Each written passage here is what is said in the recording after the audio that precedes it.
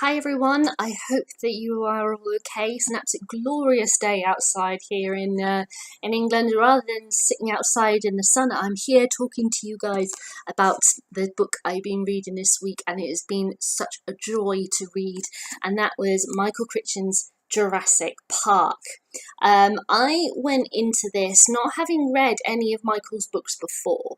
I knew Michael from writing wise from the series ER, it ran for like 15 years. It started back in the mid 90s. He was a doctor who became a writer, who became a TV producer and executive. How you do that, I have no idea. But he was absolutely amazing, and he was kind of like one of the key advisors on the show.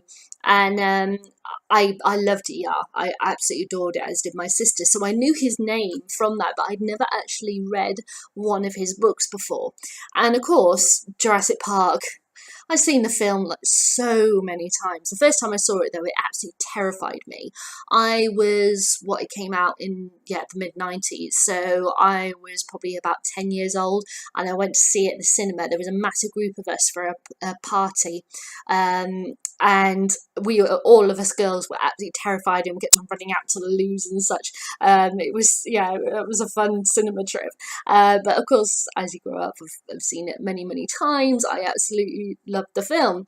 So I was going into this kind of already knowing the story, but then when I read it, realizing I didn't know this story at all. And I love it when you get surprises like that. And obviously, it's that thing, as I've always said since starting this channel. When you do an adaptation, things are going to be cut, things are going to be changed. Sometimes it's a case of they've just taken the loose plot, kind of the synopsis on the back page, and then they've just thrown the rest of the book away.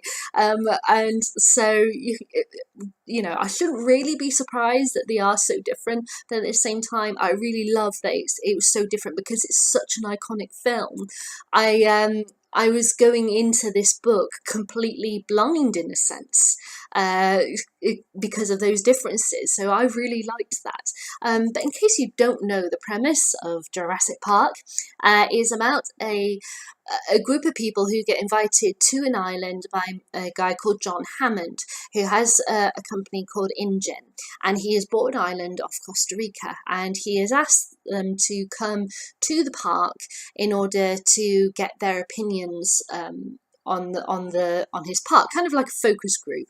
And he tells them loosely what it's a wildlife preserve, but he hasn't told them that it's full of dinosaurs, and that he has had genetically made by extracting the DNA of dinosaurs from mosquitoes that are caught in the tree sap millions, should I say, years ago, after they fed off dinosaurs, caught in tree sap and got stuck.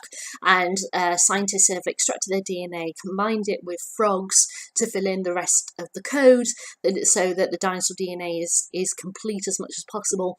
And then they've made these dinosaurs, and it's about them going to the island, what they see, what happens, the chaos that happens, and how they get through it through the weekend. And it's written from third person, DVD box, so it just slid down the sofa then, had to catch it. It's written in third person, and because it covers many, many different people, you kind of have sections with different people, chapters with different people. So that's what it's about. I was so immersed in this book from the very, very beginning, and what I really respect Michael for doing was that he began this book as a section which you generally wouldn't really get from a kind of adventure story, because you'd expect that you would establish, as it does in a film, establish the different characters and find out what they're doing and how they get lured to the island, and then you get the big wham of what actually is on this island.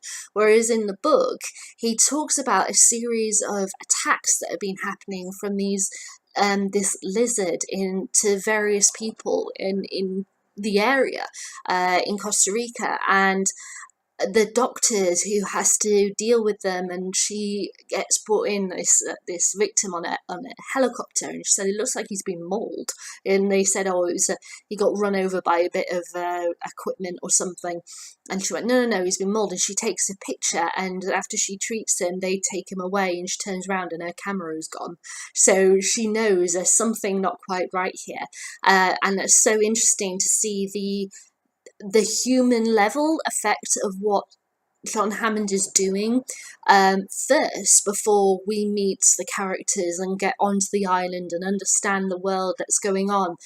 So I really respect Michael for doing that. His writing is so rich, and you can tell how smart he was.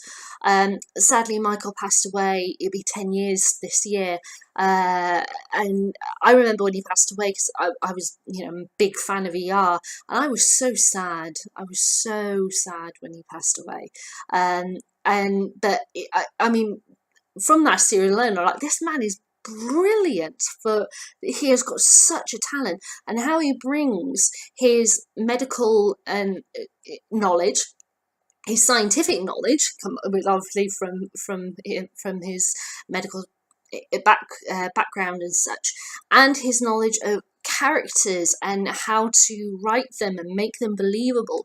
When you bring all this together, it makes this storm of absolute wonder, and it completely immersed me in this world.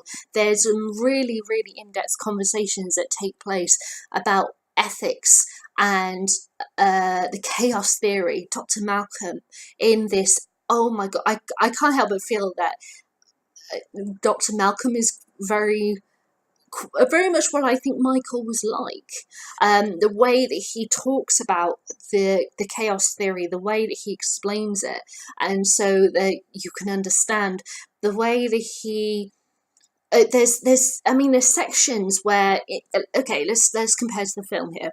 In the film version, when he talks about how they extract the DNA of the dinosaur from the mosquitoes and everything, they do a very quick. They only really refer to it for like 30 seconds or so and say, we connect the code and do this and do that. Whereas Michael actually has these kind of graphs and screenshots and everything, so that they can see. Graphs and all this lot, so you can see exactly how they made the DNA strand. I've just found it. So here's their first DNA strand screen, and then it shows you step by step what they do. So here's them taking stuff out and figuring out where the gaps are. This is the part where they're putting the gaps in for the frog, and then this is the final code. And he has properly written it all out, and he tells you exactly the process of how you do it. And to have it at that level, rather than just have it, they just like a one line say, oh yeah, we went through all the stuff with just connecting up and filling the dots of the DNA with frog DNA like they do in the film. Having that level makes it all the more believable. It gives you an understanding, it gives it more of a depth and more of a reality and more of a connection to our world. And when you have Dr. Malcolm, one of the most amazing characters who I've ever come across, who then, near the end of the book, has this massive rant at John Hammond saying, what the hell do you think you are? Who the hell? You are not God. You cannot play God. Who the hell do you think you are? And he goes through all of the, the different stages of the earth and the creations of mountains and what we have done to this world, and how we can go into extinction, yet the earth will continue, life will continue, because that is what life is. That rant, I wanted to stand up and applaud Dr. Malcolm. I loved that moment. I totally believed every character. I totally fell in love with this world. I totally wanted to punch John Hammond. I wanted to absolutely kill him. He was just unbelievable. I loved every second of it. I'm desperate to read the next book. I loved all the characters. I loved every moment. It had me really immerse. There was one point where I was because I finished it yesterday, and I was on the bus on my way home. No, sorry, way to work, and it got to a bit with raptors in the visitor centre, and they just appeared, and I was like, oh my god. And then right at that moment my bus stopped and I had to go to work, and I was like, oh my god, oh my god, oh my god. And I was thinking all day of velociraptors. I was like, when can I get back to my book? I need to get back to my book. When can I get back to my book? And to have me like that just shows you how much I loved it. And I want to read a bit of it to you. Now this is a bit of a long reading because it's a bit of a long scene. But basically, this is when the T-Rex attack kind of happens. Oh, I'm just stretch out my leg. Sorry, I've been sat on my leg and it's just gone dead. So the group are outside the T-Rex part of the camp, and in case you don't know the film and that, and the electricity has gone out. There's a big storm going on. All the electricities are down. Everything, and they're kind of stuck in these cars because the cars are being rolled along via a cable in the road that's run by electricity, so they can't do anything. They just have to sit there in the middle of this storm. Half the group's in one car, half the group's in the other, and they're just sat there. Right, so here we go. So just so you know, the characters in this car, so we've got an adult and the two kids, Lex, who is about 7 or 8, and Tim, who's about 11. So here we go. Tim heard the sound of the door opening, and he swung his head away from the Triceratops, the night vision goggles streaked latterly, in time to see Ed Regis step out through the open door, ducking his head in the rain. So Ed Regis was the adult who was in the car with them. Hey, Lex said, where are you going? Ed Regis just turned and ran in the opposite direction from the Triceratops, disappearing into the woods. The door to the Land Cruiser hung open. The panelling was getting wet. He left, Lex said. Where did he go? He left us. Shut the door, Tim said, but she had started to scream. He left us! He left us! Tim, what's going on? It was Dr. Grant on the radio. Tim? So Grant is in the other car with Dr. Malcolm. Tim leant forward and tried to shut the door. From the back seat, he couldn't reach the handle. He looked back at the Triceratops, and lightning flashed again, momentarily silhouetting the huge black shape against the white flaring sky. Tim, what's happening? He left us! He left us! Tim blinked to recover his vision. When he looked again, I can't speak today. Tyrannosaur was standing there, exactly as before, motionless and huge, rain dripping from its jaw, the forelimb gripping the fence. And then Tim realised the Tyrannosaur was holding the fence. The fence wasn't electrified anymore. Lex closed the door. The radio crackled. Tim, I'm here, Dr. Grant. What's going on? Regis ran away, Tim said. He what? He ran away. I think he saw the fence isn't electrified, Tim said. The fence isn't electrified? Malcolm said over the radio. Did he say the fence isn't electrified? Lex, Tim said, close the door. But Lex was screaming, he left us, in a steady, monotonous wail, and there was nothing for Tim to do but climb out the back door into the slashing rain and shut the door for her. Thunder rumbled and the lightning flashed again. Tim looked up and saw the Tyrannosaur crashing down the cyclone fence with a giant hind limb. Timmy! He jumped back in and slammed the door, the sound lost in the thunderclap. The radio. Tim, are you there? He grabbed the radio. I'm here. He turned to Lex. Lock the doors, get in the middle of the car, and shut up. Outside, the Tyrannosaur rolled its head and took an awkward step forward.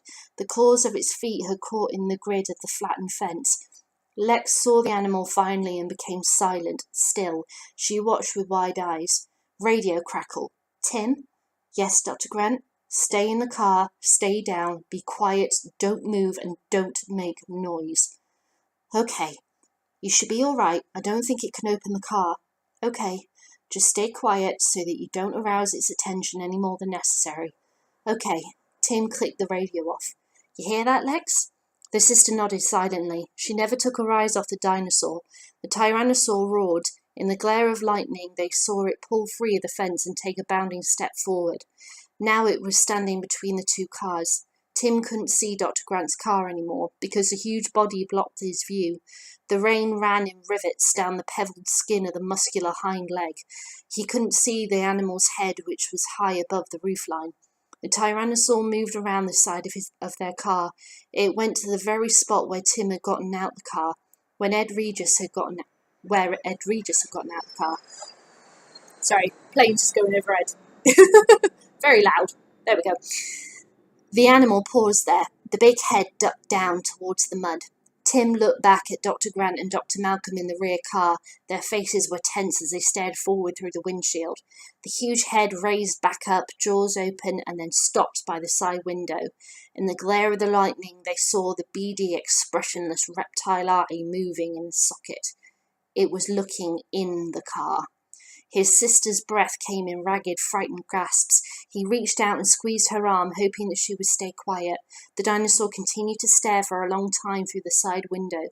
Perhaps the dinosaur couldn't really see them, he thought. Finally, the head lifted up, out of view again. "Timmy," Lex whispered. "It's okay," Tim whispered back. "I don't think it saw us." He was looking back towards Dr. Grant with a jolting impact rocked the Land Cruiser and shattered the windshield in a spiderweb as the Tyrannosaur's head crashed against the hood of the Land Cruiser. Tim was not flat on the seat. The night vision goggles slid off his forehead. He got back up quickly, blinking in the darkness, his mouth warm with blood. "Lex?" He couldn't see his sister anymore. I loved that. I absolutely loved that. The tension that you feel throughout this book, the different levels of understanding, especially when you've got Lex, which is only a little girl, all the way through to Dr. Grant, Dr. Malcolm, and such, who are these adults who are there to give their scientific opinion, and they're trying to save their neck and trying to save the children and trying to make sure these dinosaurs don't leave the island. It is so full of drama. It's so full on. I loved every single second of it, and I really, really strongly recommend this. Now, in comparison to the film, I've got the 4-film box set here. It's very interesting having read the book and compare it to the film. Now, as I said, the film does things where there's certain events that happen in the book which don't happen in the film, or they play out differently in the film. They did annoying things where the characters who die in the book who survive the film, and vice versa. But what I have to say, I have to really respect the film series, because there is a lot of stuff that happen in the films which directly relate to the first book. Now, for example, in the beginning of the book, as I said, it begins with things, the impact of people, just the general people in public in Costa Rica. There is a girl who is attacked on a beach with her parents, who they've gone to this beach and no one's been to for several months. They're not, really rich or anything. They just literally go to the beach, and she gets attacked by a group of very small animals, lizards, and that happens at the beginning of the second Jurassic Park film. Okay, they're really rich in the second Jurassic Park film when they go to this island, but it still plays out the same. In the book, Lex and Timmy, their parents are getting divorced and such, and they have how they feel about that, how they have to bond with each other, yet Timmy, because he's the older one, he wants to have time to himself and that, and he's a bit annoyed he has to look after his little sibling, is the exact relationship as in the most recent Jurassic World film. Well, not the most recent, because it's the new ones just came out 2 days ago. Okay, the first Jurassic World film, should I say, with Chris Pratt. There he is, just there, with the two brothers in that, and a character who dies in the most perfect way, who I'm so happy to die in this book. They don't actually die in the first Jurassic Park film, but the way that they die in the book is played out to another character in the second Jurassic Park film. So as you can see, there is throughout each of the the various. Oh, and another one. Another thing, there's a section where Lex, Timmy, and Dr. Grant go through the aviary in the Jurassic Park book, and the aviary is a part, well, it's a bit of a chunky section of the third Jurassic Park film. So as you can see, there's all of these elements which don't necessarily get played out in the first Jurassic Park film that are in the first Jurassic Park book, but they do get played out in other ways throughout the rest of the book series. So I really respect the filmmakers for doing that. Two major mistakes got made for me in the first Jurassic Park film. The first one is to make Lex the older sibling out of the two kids. Now, the reason why I say that is because with Lex being really small in the book, you can forgive her for things where she just screams and wails and gets upset and all that lot, and she doesn't understand what's going on. Whereas in the film, she's about 14, something like that, and all she does is scream and cry, and just get a bit perplexed. And okay, they do give her the computer, being a computer whiz and able to fix the park in the end, but that's all she's there for. Other than that, she just kind of screams and she's nothing. So that's a real downer for me. They could have really developed her character more, but they didn't. But that's what that is. And the second, because his character is so obnoxious in the book, I think they got the casting wrong for John Hammond. In the Jurassic Park films, he's played by the absolutely wonderful Richard Attenborough. I love Richard Attenborough. I think he was an awesome, awesome actor, but he made his character too cuddly. He's too warm. He's too loving. And the only time you kind of get a moment of the real John Hammond in the film is when, after the phones come back on, he's on the phone to Dr. Grant, and Dr. Grant's saying, "Get a helicopter," and then you hear glass smash, and it flips to John Hammond's point of view, and he hears Dr. Sadler's voice over the phone saying, "They're coming in through the glass," and shoot, and Dr. Grant shoots them, and John Hammond is so shocked he screams no. And that's the only moment where you get the real John Hammond. It's like to the degree where at the end of this book, he is so angry at everyone. Everyone's ruined his park. And it's like, no, they've been ripped apart by your dinosaurs, love. He's so angry that his grandchildren are there. He really resents them being there because they've screwed everything up for him. Everything has to be about him.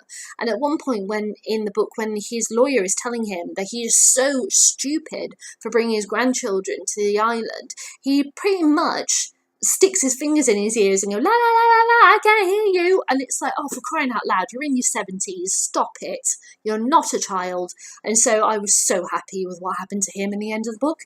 I kind of wish it got played out in the film. But yeah, I feel that even though I really do like Richard Attenborough's approach to the character, he was too lovely, he was too warm as the character. It's such a shame that they didn't explore more of the in-depth ethics of what was happening. I really would have liked that a bit more. Oh no, sorry, there's 3 things that I felt they got wrong. So that was 2 of them I told you. My number 1 thing is actually the very top one. I can't believe I forgot it. I must be all this talking, I'm getting frazzled. I wish that they had made film Dr. Malcolm what he is in the book. Dr. Malcolm has got so much more to him. He's not just this, mathematician who kind of has a little, not even a rant. He kind of just has this statement that he makes at dinner about the chaos theory and such, and he kind of flirts with Dr. Sadler and then gets injured and lies about with his shirt wide open, in this kind of sexy pose, lying out, and that's it. That's all he is as a character, and there's so much more to him. I absolutely fell head over heels in love with Dr. Malcolm reading this book, and the ending with him devastated me, but he had the most wonderful rant at John Hammond, and I was like, yeah, You tell him. You tell him. You tell him, Dr. Malcolm. If only Steven Spielberg would have made Dr. Malcolm be more like the book, and John Hammond, the casting for John Hammond, to make him more like the book as well. I think it would have given the film a much more of that ethical question of why are you doing this and what it means for the world. But then, you can't change it unless someone decides to remake Jurassic Park, which I don't think they will. But we'll just have to see. You never know what will happen in the future. But even though it has its major faults, the films are classic. I remember the first time I saw the first film, and I loved and was absolutely terrified by it. And, it made it a classic in my mind and has gone on to be a classic. It will remain a classic, but I'm so glad that I've read the book that this all came about from, and read Michael's wonderful, wonderful words. Definitely not to be taking it off my bookshelf anytime soon. And I am so ready to read the next one. I'm so excited.